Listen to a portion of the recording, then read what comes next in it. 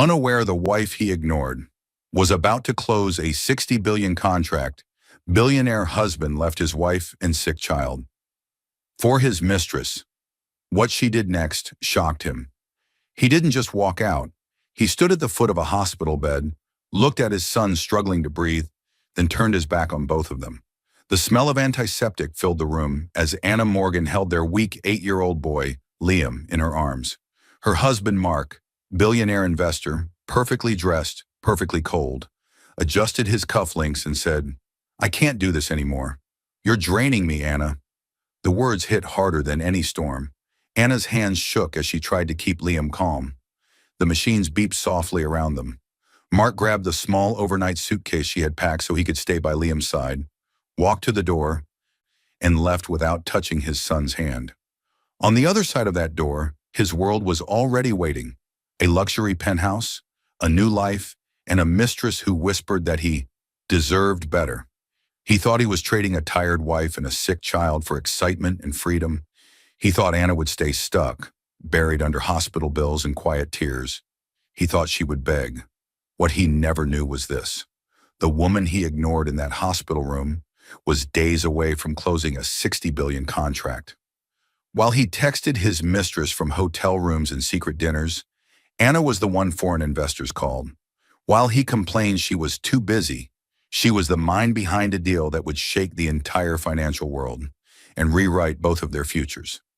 What she did next wouldn't just change her life, it would shatter everything he thought he controlled. On the same week he moved in with his mistress, Anna would sit at the head of a massive conference table, cameras flashing, and sign a contract that turned her into the kind of power he never believed she could be. Dear viewers, thank you for being here. If you leave without subscribing, it's like letting Anna's voice be ignored again. When you subscribe, you stand with every woman who was underestimated, every child left behind, and every quiet heart that chose to rise instead of break. Please subscribe now, and in the comments, tell us where you're watching from. The alarm did not even finish ringing before Anna Morgan's eyes shot open. It wasn't the sound that woke her. It was the sharp, painful cough coming from the small bedroom across the hall. In one fluid motion, she rushed toward the cough, her bare feet hitting the cold floor with urgency. She did not hesitate, did not stop, did not think of herself. Her whole world lived in that room. Anna, 36 years old, mother of one, and one of the brightest negotiators in her field, pushed open her son's door. The early morning light slid in through the half-closed blinds, striping the room with pale gold. Liam, her 8-year-old boy, lay curled up, breathing hard, sweat clinging to his forehead. She crossed the room quickly. "Liam," she whispered, voice steady but soft. "It's okay. Mommy's here."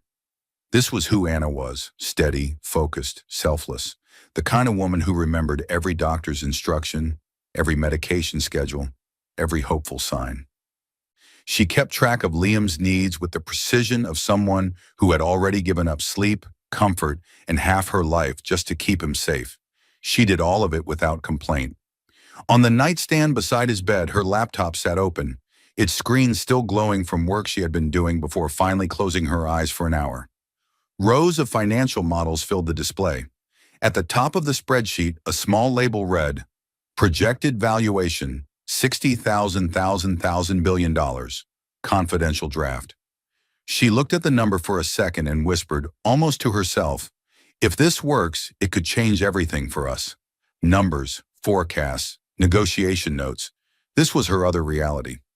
By day and too often by night, Anna worked as a lead negotiator for a global investment firm, the same one that had once offered her a senior role before she put her dreams on hold to support her husband's first company.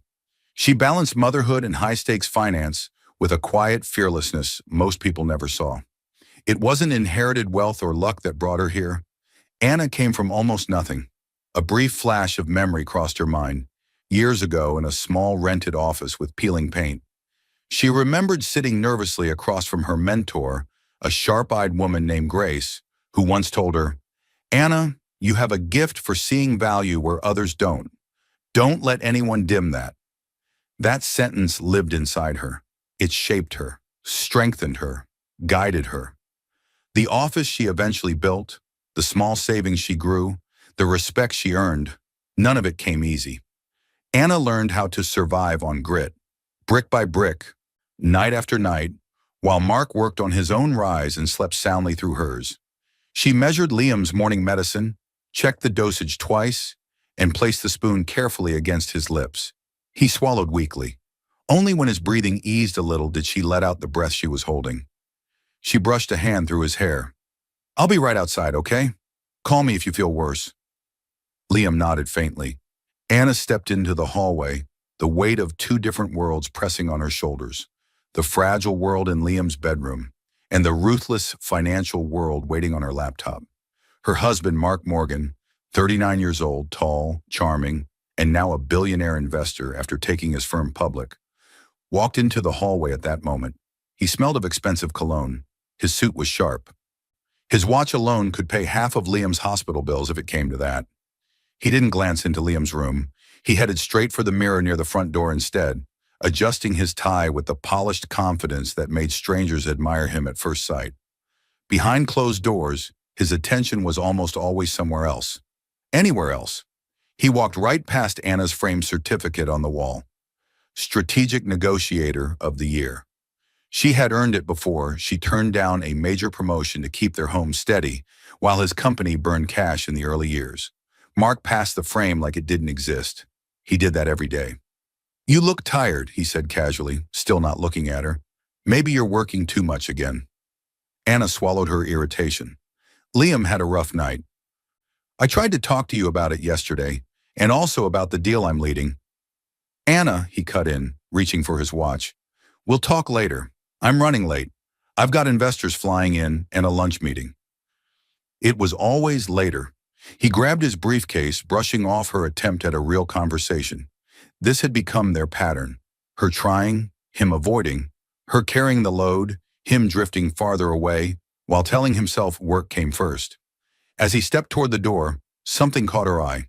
A faint smear, pink, glossy, on the collar of his crisp white shirt. Lipstick. Anna froze. Not visibly, not loudly, but something in her heart shifted. Like a warning she wished she could ignore. She said nothing. Her face stayed calm. Her hands stayed still. But her eyes followed the stain as Mark slipped past her and opened the door.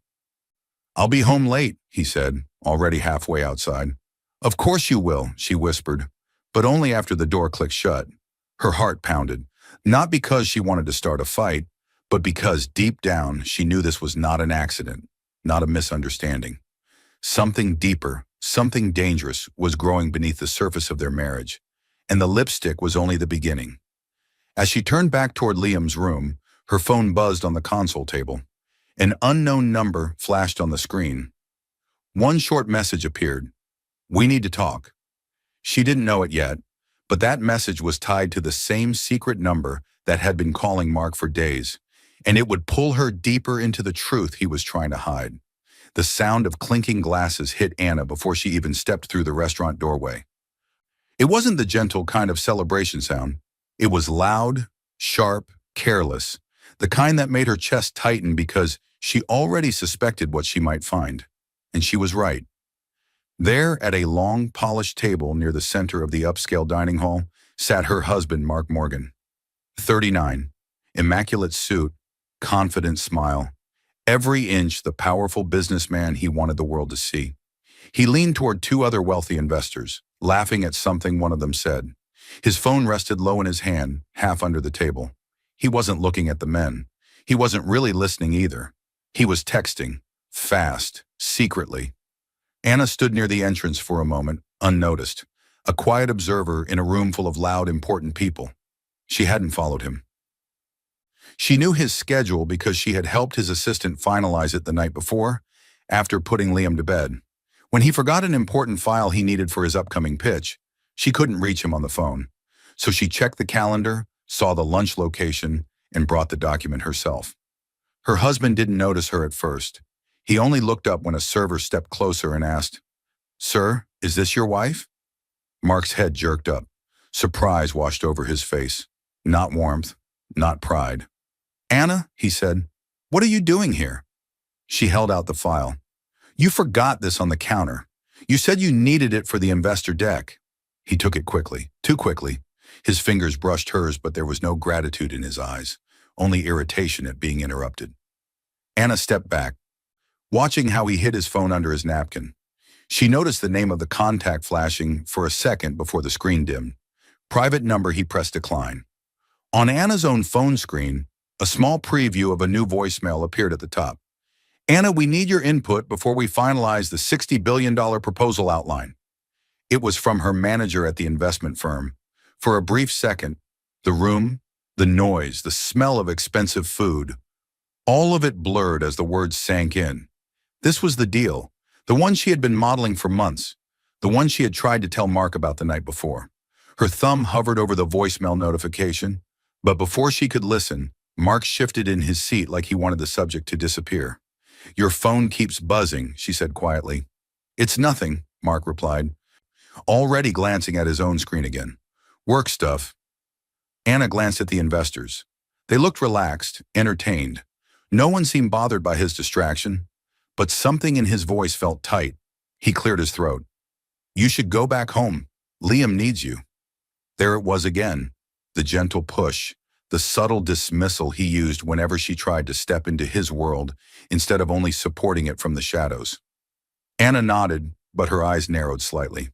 Mark, I wanted to talk to you tonight. I have something important happening at work. A big opportunity. He cut her off. Anna, we'll talk later. I'm in the middle of something. The words landed heavy inside her.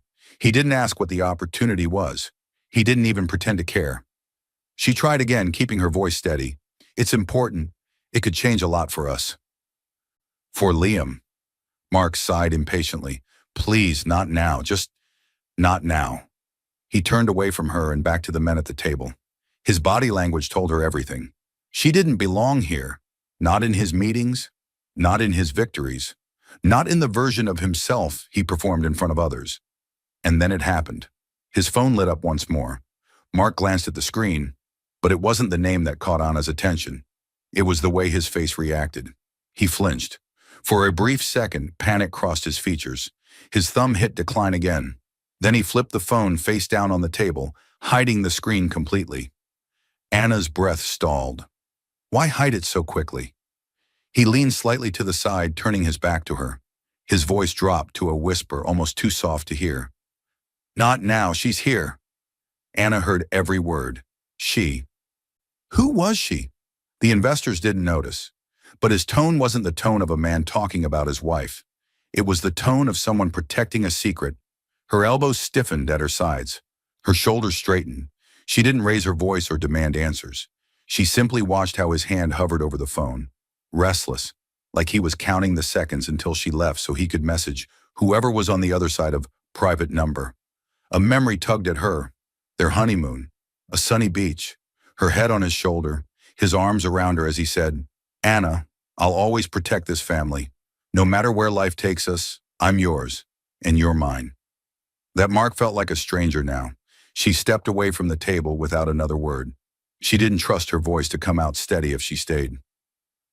As the elevator doors closed in front of her, she placed a hand against the cool metal and took a slow breath, fighting to hold herself together long enough to get home to Liam.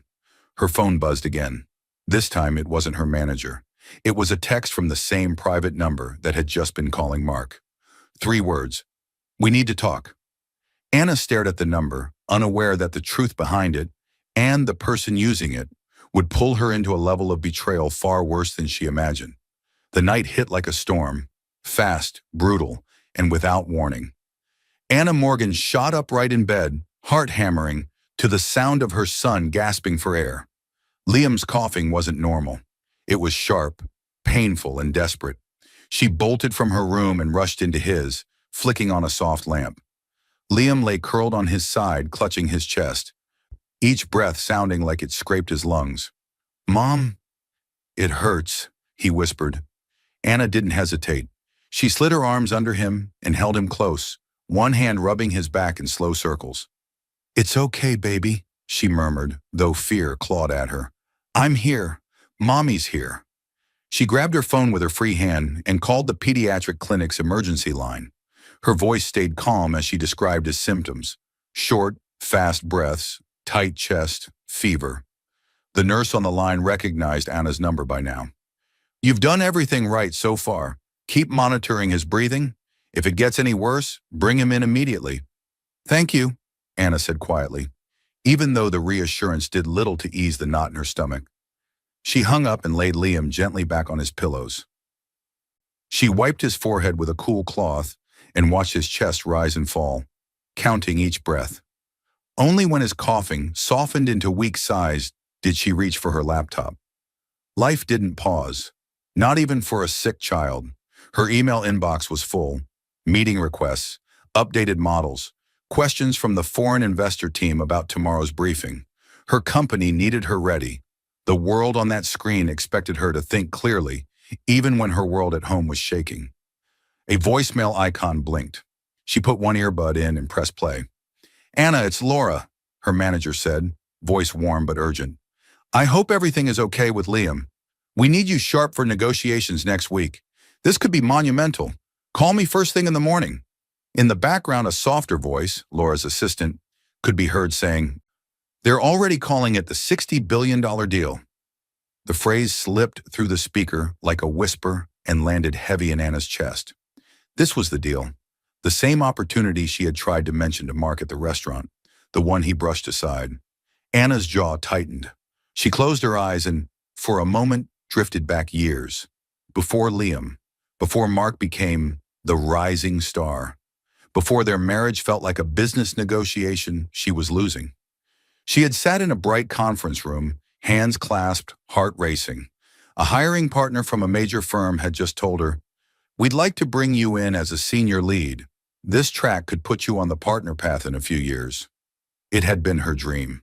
That same evening, Mark had come home with his own big news. An investor wanted to fund his new company. Anna, he said, taking her hands, I can't do this alone. I need you. We need this. If you stay in that job, who's going to keep us stable while I build? She had loved him, so she gave up the offer. For him, for them. She became the steady paycheck, the emotional support, the quiet planner. She didn't complain. She genuinely believed they were building the dream together. Back in the present, Anna opened her eyes and looked at Liam. Mommy's not going anywhere, she whispered, more to herself than to him. She checked her messages. Still nothing from Mark. Her mind replayed the details. The lipstick on his collar, the secret texts, the whispered, not now. She's here. The private number that had called him, then messaged her. Her chest tightened. She texted him anyway. Liam's not well. Call me. Minutes passed. Nothing. She adjusted Liam's blanket and refilled his water glass, checking his temperature again. She sat by his bedside, one hand on his arm, the other gripping her phone. Finally it buzzed. Her heart leapt, then fell. A message from Mark. I'll be home late. No question about Liam. No panic. No, is he okay? Anna stared at the screen, disbelief mixing with something sharper, an emotion she didn't name yet. She typed quickly. Did you see my message about Liam? He's really sick. She watched the typing bubbles appear, disappear, appear again, then vanish completely. Nothing. The hurt was no longer surprising. It was just heavier than yesterday. She walked quietly to the living room, leaving Liam's door slightly open so she could still hear him. She stood by the window, city lights flickering in the distance like a world that didn't care. How did we get here? She whispered. Her phone buzzed again. A picture message. From an unknown number. Anna opened it. Her husband, laughing, leaning in close to a woman with long dark hair, his arm around her waist, a wine glass in his hand. The angle of the shot made it clear. They were in a hotel bar, not a business meeting. The sender ID matched the same anonymous number that had texted her earlier. Private number. Her world cracked a little more. She didn't know it yet, but the woman in that picture wasn't just going to destroy her marriage. She was about to drag Mark's entire empire into the fire with him. Anna pushed through the tall glass doors of Mark's office building so quickly that the security guard barely had time to greet her. She clutched a thick envelope against her chest. Liam's latest test results and a note from the specialist. She wasn't here to scream or accuse. She just wanted Mark to see them, to understand how serious their son's condition was before things got worse. She had arranged for their elderly neighbor, Mrs. Harris, to sit with Liam for an hour. She had left strict instructions, numbers taped by the phone, medicine pre-measured, every step calculated, every risk minimized. But the moment Anna stepped into the lobby, something else hit her. The air smelled different, stronger, sharper. A sweet, floral perfume floated in the space.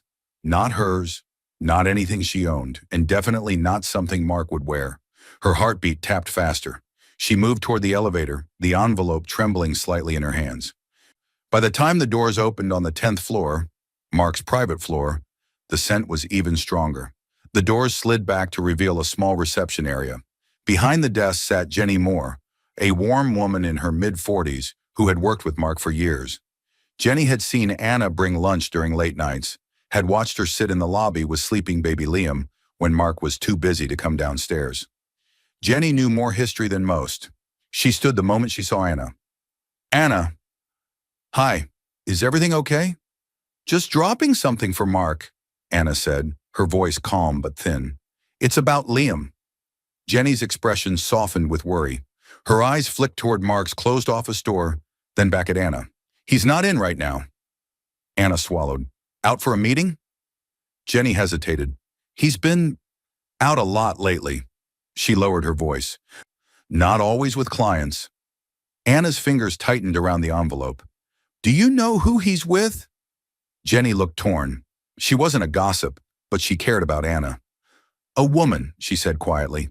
"Younger, dark hair, same perfume you're smelling now. They usually leave together when the floor gets quiet." There it was. Not suspicion, not guessing. Confirmation. "You deserve to know," Jenny added softly. "You've always been the one holding things together." Anna nodded. She forced a small, grateful smile, though her stomach twisted. "Thank you for telling me." Jenny reached across the desk and gently squeezed her hand. "You deserve better than secrets." Anna didn't trust herself to answer. Instead, she walked toward Mark's office door and pushed it open. The perfume smell hit her instantly. Heavy. Recent. The room itself was neat. Mark was always careful about appearances, but the atmosphere felt wrong. Too lived in for business. Too intimate for a workplace. A jacket, definitely not Mark's, hung over the back of his visitor chair. A lipstick-stained napkin sat balled up in the trash. On the corner of his desk, a wine glass rested beside a half-empty bottle. It looked like a private lounge after hours, not a CEO's office. Her mind shifted into survival mode. Collect, process, breathe. She carefully placed the envelope on the center of his desk and straightened it, lining it up with the edge. The name on the label, Liam Morgan, Pulmonary Function Results, stared back at her. It felt symbolic, a mother begging the father of her child to show up. But he wasn't here. Not for her.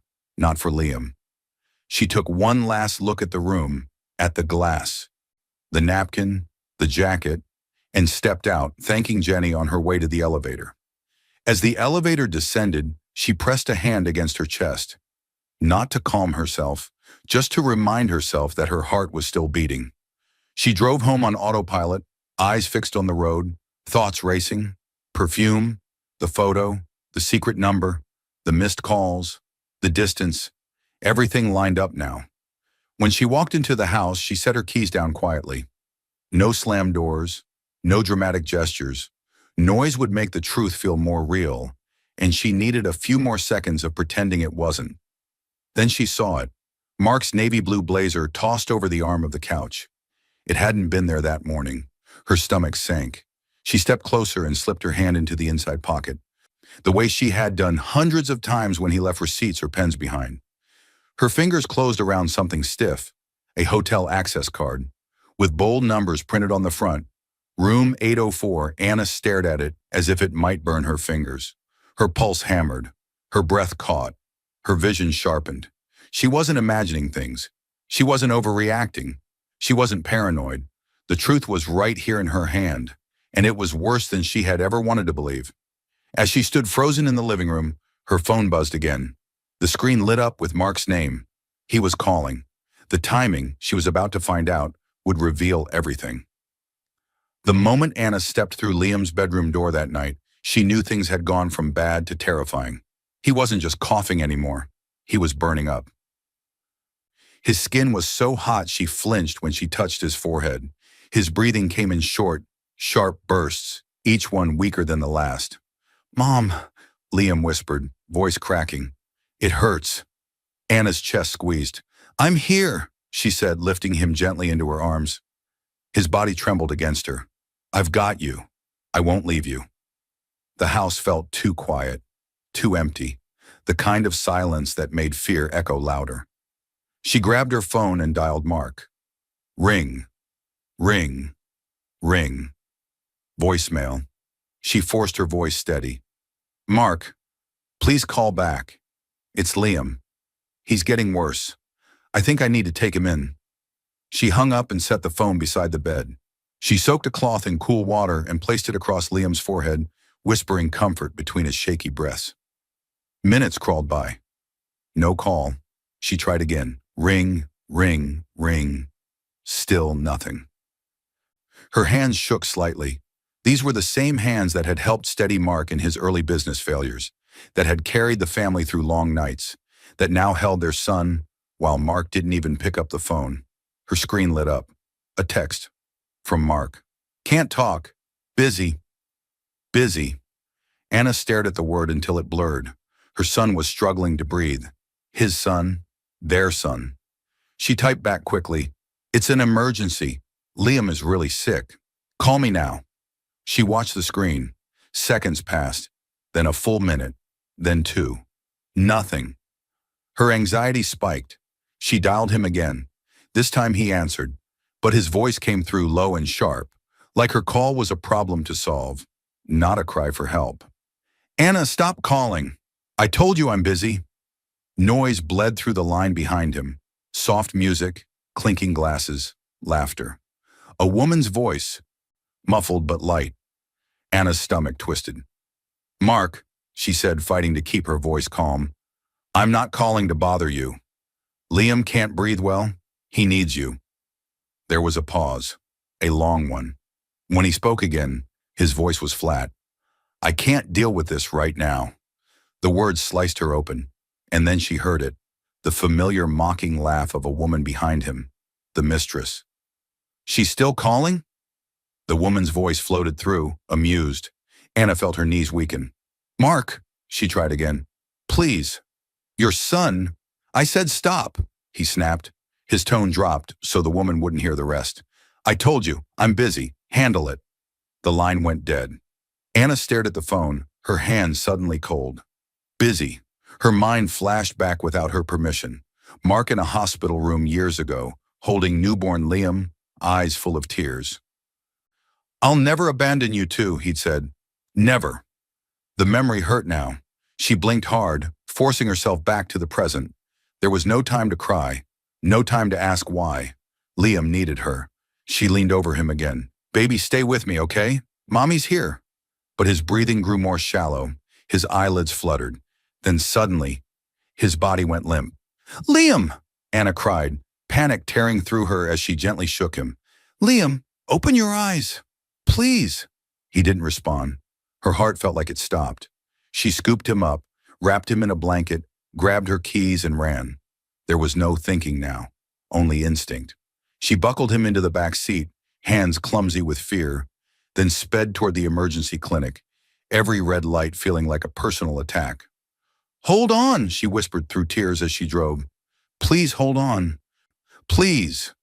Her phone buzzed on the passenger seat. She glanced at it for half a second. A picture. From Mark. He hadn't replied to her messages about Liam, but he had sent a photo.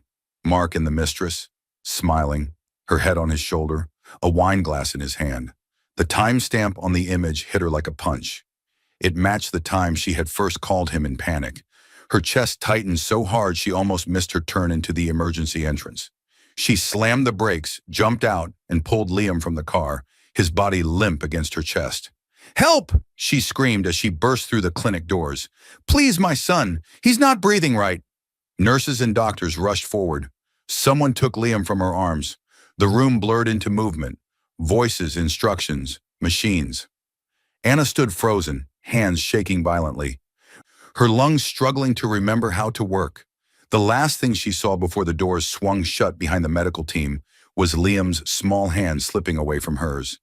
And in the middle of that cold, white hallway, with no husband by her side and no guarantee her son would be okay, something inside her cracked so deeply it would never return to what it was. The hospital room door swung open so hard it slammed against the wall.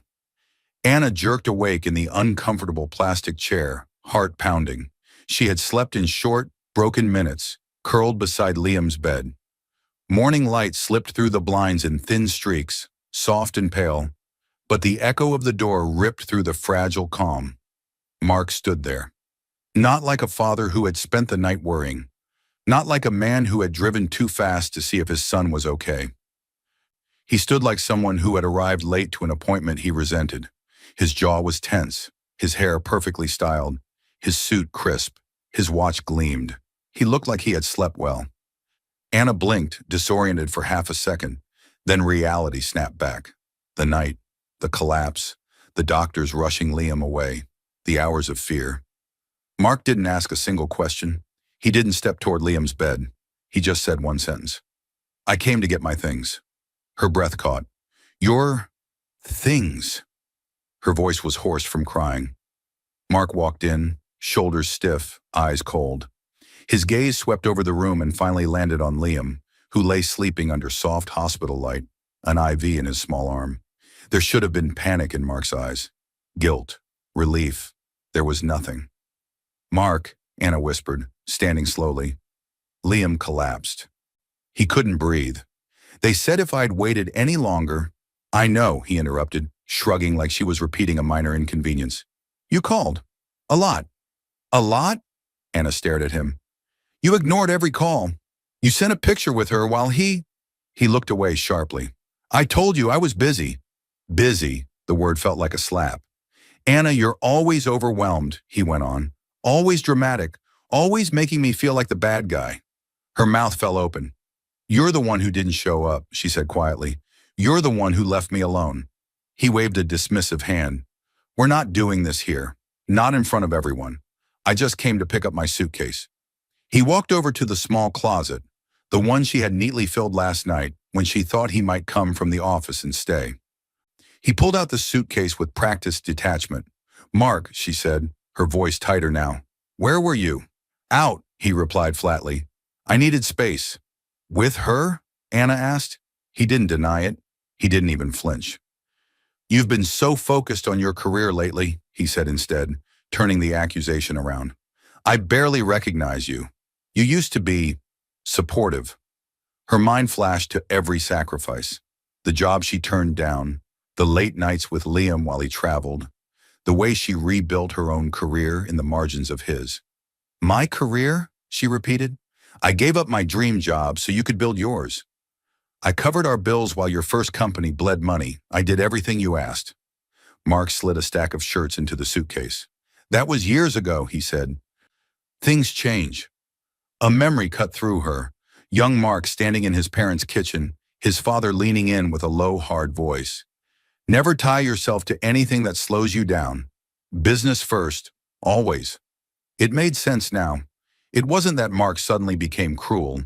He had grown into a belief he'd been handed, and somewhere along the way, his own family became something that slowed him down. Anna swallowed. "So what is this?" she asked. "You get a mistress, ignore your son almost dying, and now you're—" "What? Moving out?" He zipped the suitcase. The sound was loud in the small room. "I need a different environment," he said, not looking at her. "A fresh start. She understands me. You don't. Not anymore." He walked to the foot of Liam's bed and stood there. For a second, Anna thought he might touch his son. She watched his hand, waiting for it to move. It didn't. He looked at Liam, weak, small, healing, and then at Anna, worn out and hollow. "I can't do this anymore," Mark said quietly. "You're draining me, Anna." The words hit her like a physical blow. They were the final cut in 1,000 small ones. He turned toward the door, suitcase in hand. "I'll come by the house later for the rest of my thing," he added. Anna's legs trembled. She dropped back into the chair. Her body felt heavy, her heart strangely quiet. like it hadn't decided whether to break or turn to stone. A nurse stepped in moments later, startled to see Mark leaving and Anna pale. "Ma'am," the nurse asked gently, "are you okay?" Anna nodded weakly, eyes fixed on Liam. "It's just us now," she whispered.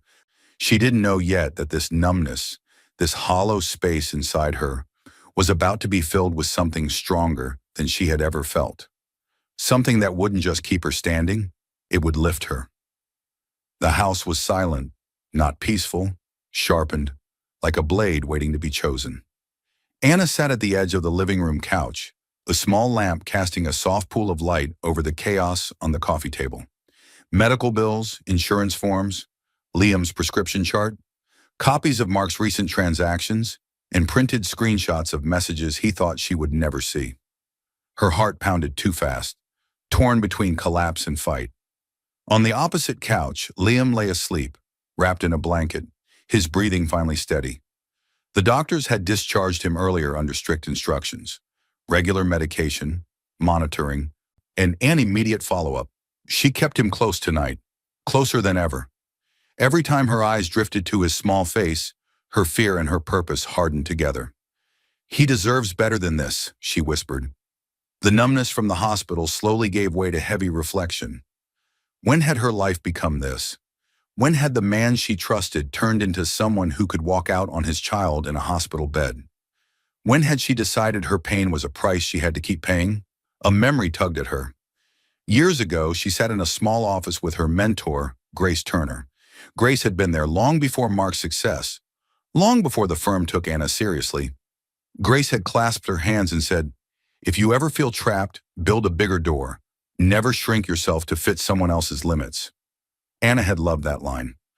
She thought it was about career ceilings, stubborn bosses, difficult clients. She hadn't realized she would one day need it to escape her own marriage. Back in the present, she inhaled slowly. The part of her that wanted to cry and scream was still there. But something else had started to form over it. A quiet determination. Not loud, not dramatic. Just steady. She reached for her laptop and opened her calendar. At the top of the screen, a reminder glowed in bold letters. Final briefing. $60 billion acquisition. Tomorrow, 6:10 a.m. For a few seconds, she stared at it. The weight of everything she built pressed against the fresh bruise of being abandoned. While Mark claimed she had changed, she had been holding two worlds together, their home and a deal big enough to shift entire markets. If he wanted to walk away, she wouldn't stop him, but he wasn't walking away clean. Anna began sorting the papers on the table into neat piles: email logs, travel receipts, payment records, GPS data from shared cloud accounts, credit card statements linked to hotel stays, room 804 repeating like a warning, perfume purchases listed under miscellaneous gifts. She wasn't guessing anymore. She was building a case. Her phone buzzed, slicing through the silence. Attorney Daniel Reeves. Daniel was in his early 50s, calm, sharp, the same lawyer who had helped them buy their house years before. He had always spoken to Anna like she was the rational one in the room. She answered. "Daniel?" "Anna," he said, voice warm but serious. "You sounded urgent earlier. Are you safe?" She glanced at Liam, then at the documents. "I'm safe," she said. "I'm just done. Tell me what happened." So she did. The ignored calls, the mistress, the hotel card, the hospital night. Mark walking out that morning with a suitcase instead of staying with his son. She didn't cry through the story. She didn't raise her voice.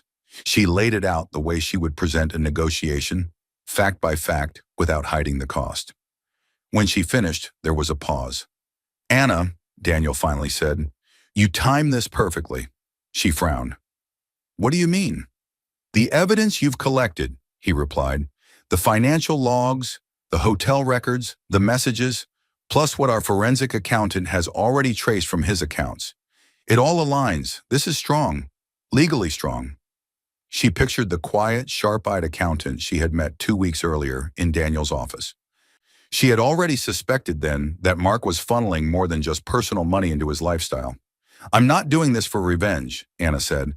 "I'm doing it for Liam and for myself." "As you should," Daniel said firmly. You supported him for years. You deserve legal protection, and your son deserves stability. What's the next step? Papers rustled on his end. Everything is prepared. The petition, the financial complaint, the custody request. I just need your signature tomorrow. Tomorrow, she repeated, glancing at the 6 a.m. reminder on her calendar. Yes, Daniel said. And Anna, are you ready for what comes next in the business world? She blinked. In the business world? You haven't checked today's financial news, have you? He asked. No. I've been at the hospital. There's a major deal about to hit every headline, Daniel said, and your name will be right at the center. A shiver ran through her. What deal? She whispered, even though she already knew. You'll see in the morning, he said gently. Get some rest if you can. The call ended. Anna stared at Liam sleeping peacefully, then at the mountain of evidence on the table. She didn't know it yet, but the $60 billion contract she had poured her heart and brain into was about to collide with her broken marriage. And everything Mark thought he controlled was about to flip. Before she could close her laptop, a new email notification appeared. From the investor team, subject line in bold, urgent. Anna, we need to confirm your leadership position before dawn. The meeting room buzzed the moment Anna stepped inside. Camera shutters snapped in rapid bursts. Executives in dark suits whispered over open folders. Assistants rushed between chairs with tablets and translation headsets. The tension in the air felt electric, like the seconds before a market opens on the biggest day of the year. Anna walked into all of it with calm, steady steps. Inside, her heart raced, but not with fear, with power. A long table ran down the center of the room. At its head sat the investor delegation, men and women flown in overnight from 3 continents. They weren't there for show. They were there because of the numbers Anna had put in front of them. The lead delegate, Mr. Alvarez, a tall man with silver hair and measured eyes, stood when he saw her. Ms. Morgan, he said warmly, extending his hand. The woman of the hour. Anna shook his hand. Thank you for trusting the process, she said. We trusted the numbers, he replied with a small smile, and the person behind them. His words landed hard. Her proposal, her research, her late nights. The same work Mark had dismissed as your little project. An assistant guided her to her seat. As soon as she sat, the room's noise softened into focused attention. Her mind flicked backward in quick flashes. Anna at the dining table at 2 a.m., laptop open, studying market models while Liam slept against her shoulder. Anna muting herself during a video call with foreign investors so she could settle Liam's cough, then switching back on as if nothing happened. Anna listening to Mark laugh off her ambitions. Anna, you're overthinking it. Just stick to the small deals. Leave the big ones to people who can handle pressure. Anna, finally accepting the firm's offer to lead this acquisition, promising herself and Liam, Mommy will make something better for us, I swear. The lead executive tapped the microphone. Let's begin. Silence settled. Anna took a breath, opened her laptop, and started. She walked through the proposal, phase by phase. Her voice was clear and steady. She explained risk scenarios, integration strategies, cultural factors between the merging entities. She projected cash flows and addressed regulatory concerns before anyone could raise them. Every question thrown at her, she answered. Every doubt she met with data. For once, her intelligence wasn't invisible. It was the center of the room. Her mentor's voice echoed faintly in her mind. If you ever feel trapped, build a bigger door. Today, she hadn't just built a door. She had built the whole room. After 2 hours of negotiations and clarifications, the final contract folder slid across the table toward her. The document represented months of work and years of quiet preparation. Mr. Alvarez lifted a pen. Ms. Morgan, if you're ready, your signature will finalize the acquisition. The market is waiting. Anna hesitated for a single breath. Not because she doubted herself, but because she understood the moment. This signature would not just change her career, it would change the balance of power in her life. She thought of Liam, of hospital nights, of Mark walking out, of sitting at home collecting proof while building billion-dollar models. Then she signed. The pen moved smoothly across the last page. The room erupted, cameras flashed, executives clapped, reporters surged forward, shouting questions. Anna Morgan had just closed a $60 billion acquisition deal, the largest in her firm's history, Microphones pushed toward her. Miss Morgan, what does this mean for your company's position globally? How did you manage to secure terms this favorable? Is it true you insisted on a child health fund as part of the CSR clause? She answered calmly, one question at a time, never overselling, never shrinking. Then a reporter with bright red glasses leaned in. Ms. Morgan, she asked, does your husband know you're the one behind the deal everyone is talking about? The room quieted for a beat. Anna looked straight into the circle of cameras. Her eyes were calm, her posture unshaken. She let a small, almost secretive smile touch her lips. He will, she said. The cameras went wild. Her composed expression froze in every shot that would flood the internet in minutes. Anna stood taller than she ever had, not because the world finally saw her, but because she finally saw herself clearly. Somewhere in another part of the city, Mark still thought he was in control, but the world was already learning the truth. As the press kept shouting questions and executives moved in to congratulate her, Anna's mind drifted ahead. This wasn't the end of the story, it was the opening move. Outside, as she stepped through the building's glass doors, her phone buzzed. Mark was calling, unaware of what had just happened. At the same time, another call came in. Call waiting flashed on the screen from an unknown number linked to room 804. The war for her future was about to begin. Mark slammed through the double doors of the boardroom so hard they bounced off the walls. Executives jerked in their seats. Assistants scrambled to the edges of the room. Conversations died mid-sentence. His eyes shot straight to the large digital leadership screen at the far end. The same screen that always displayed his name at the top. But today, the bold letters that used to read, Mark Morgan, CEO, were gone. In their place, in cold corporate blue, leadership status, under review, board meeting, emergency session. Mark's face lost color. What is this? He demanded, marching toward the table. No one rushed to answer.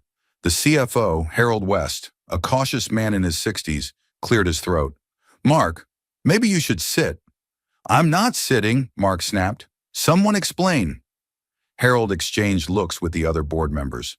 Finally, pointing, he slid a thick envelope across the polished table. Mark grabbed it. His name was on the front. Mark Morgan. He tore it open.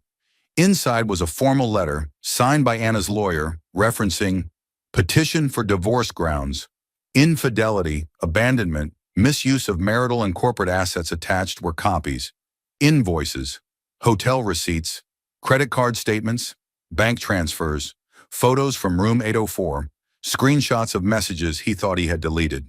His stomach lurched. How did she get all this? He whispered. Harold leaned back. She hired a forensic accountant weeks ago, he said. Your personal and company spending started to overlap. Mark's mind flashed back. Anna sitting across from a quiet, sharp-eyed accountant. Stacks of files on the desk. Her voice low but unwavering. I need every financial trail connected to my husband's accounts. Personal and business, no mistakes. The accountant nodding. Mrs. Morgan, if it's there, we'll find it. Weeks of quiet digging, late-night spreadsheets and cross-checks, all while Mark had assumed she was just stressed. Back in the boardroom, Mark slammed the envelope onto the table. This is personal. You can't use this here. Harold sighed. It became our problem when corporate funds showed up in your personal expenses. What funds? Mark demanded. Another board member slid forward a separate folder. Gifts purchased on company cards. Luxury travel listed as executive strategy retreats that match your stays in room 804. Wine and jewelry classified as client entertainment with no clients present. Mark's voice cracked.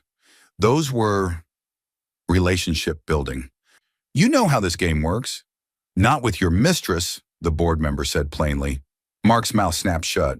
Silence wrapped around the room like a verdict. We lost 3 major investors this morning, Harold said. Mark's head jerked up. What? They pulled out, Harold continued, after Ms. Morgan's legal team filed a formal complaint and the article about her $60 billion deal went public. They questioned our internal controls. They don't want to be associated with a firm whose CEO mixes personal misconduct with corporate funds. Mark staggered back, feeling the floor tilt. The acquisition, he said desperately. We still have the acquisition, right? The market will calm down once. Anna Morgan closed that deal, Harold said quietly. Mark blinked. She? What? She was the lead negotiator, another board member said. The global headlines this morning, they're about her, not you. Anna, quiet, steady Anna, the wife he had brushed aside as too emotional, the woman he called overwhelmed and dramatic, the mastermind behind the biggest victory their industry had seen in years. What happens now? He asked, voice suddenly small. Harold folded his hands. Mark, the board voted this morning, effective immediately, you are suspended pending investigation. We've appointed an interim leader until this is resolved. Suspended. He, the founder, the man who once believed he could never be replaced. He felt his throat tighten. He reached for his phone, almost on instinct. He dialed Sasha, the mistress. Voicemail. He texted her, no reply. He tried again. Finally, one message appeared. Mark, I can't be involved in this. I need stability. This is too messy. Then seconds later, don't contact me again. She was gone. Just like that. His company, his investors, his image, his mistress, all slipping through his fingers.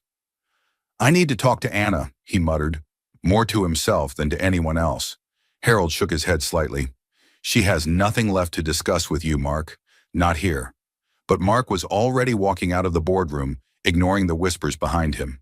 He stepped into the hallway and dialed her number. Ring, ring, ring. Across town in her firm's office, Anna's phone lit up on her desk. She glanced at the screen. Mark Morgan. Her expression didn't change. The phone rang again. She watched it quietly, then pressed decline. Back in the hallway, Mark froze, staring at his phone. Rejected. Shut out. Powerless. For the first time in his life, he understood what it felt like to be on the wrong side of a decision he couldn't influence. Anna's phone buzzed again seconds later, this time from Daniel, her lawyer. Anna, everything is ready. Are you prepared for the hearing? The courtroom door opened with a heavy push, and every head turned. Anna Morgan walked in. She didn't hurry. She didn't shrink. She didn't look at the man across the room. She walked with quiet fire, the kind that made people straighten in their seats without knowing why. At the defendant's table, Mark sat waiting. He looked nothing like the polished billionaire who once glided through charity galas. His suit was wrinkled, his hair slightly out of place, his eyes ringed with dark circles. The pages in front of him shook in his unsteady hands. He looked at Anna with desperate eyes. She didn't look back. The judge entered, banged the gavel once, and said, "We are here today to address the divorce petition filed by Miss Anna Morgan against Mr. Mark Morgan. Both parties, please rise." Anna rose calmly. Mark rose shakily. Tension pressed against everyone's chest. The judge glanced at the files. Ms. Morgan, your representation has presented substantial evidence of infidelity, abandonment during a medical emergency, and misuse of marital and corporate assets. Before we begin, do you wish to add anything? For a moment, time folded. In Anna's mind, memories flickered. Mark holding her hand at their small wedding, smiling as he promised, "I'll protect this family always." Mark pacing their first apartment, excited about his first investor, telling her he needed her more than her promotion. Mark holding newborn Liam, tears in his eyes, whispering, "I'll never abandon you." Then the later memories, the lipstick on his collar, the unanswered calls, the photo from room 804, the night Liam collapsed, the morning he stood at the foot of their son's hospital bed and said, "You're draining me, Anna," before walking out. All of it settled into one truth. She had already said everything that mattered. Her voice was calm when she answered, "No, Your Honor.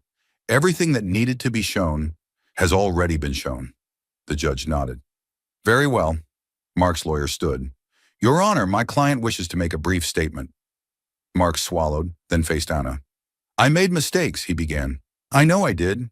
But Anna, you know me. You know I was under pressure. The business, the investors, everything. I lost myself. I thought she cared about me. I see now that I was wrong." His voice shook. He took a breath. "Anna, if you give me one more chance..." She didn't move. "Don't do this to us," he whispered. The courtroom went quiet. Every eye shifted to Anna. Would she soften? Would she look back at the man she had once loved? Anna lifted her chin slightly. There is no us left, Mark, she said softly. You did this to yourself. He closed his eyes as if the words were a final blow. The judge reviewed the documents one last time, then spoke with clear authority.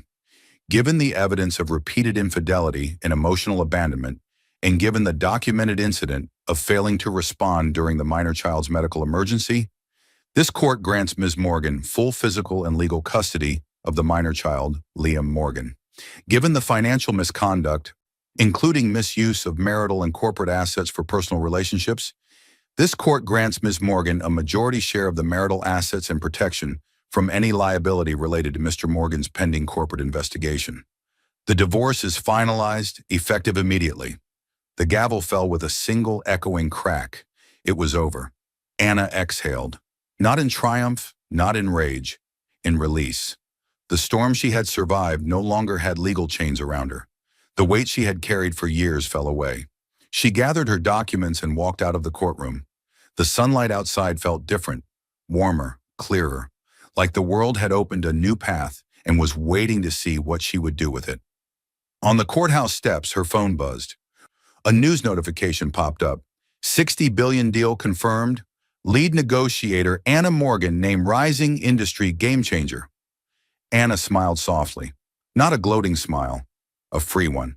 She lifted her face toward the sky. Liam, she whispered, everything I do now is for us. Behind her, Mark stepped out of the courthouse alone. No cameras, no board, no mistress. Just a man staring at the back of the woman he had underestimated. He watched her walk away, straight-backed, calm, unstoppable. What have I done? He murmured, voice barely audible. But Anna never turned around. She didn't need to. She had already risen. Daniel, her lawyer, joined her at the bottom of the steps. Anna, he said quietly, the board from your firm wants to meet next week. They're considering you for a leadership position after the deal you closed. Her eyes widened slightly. A new journey was already forming on the horizon.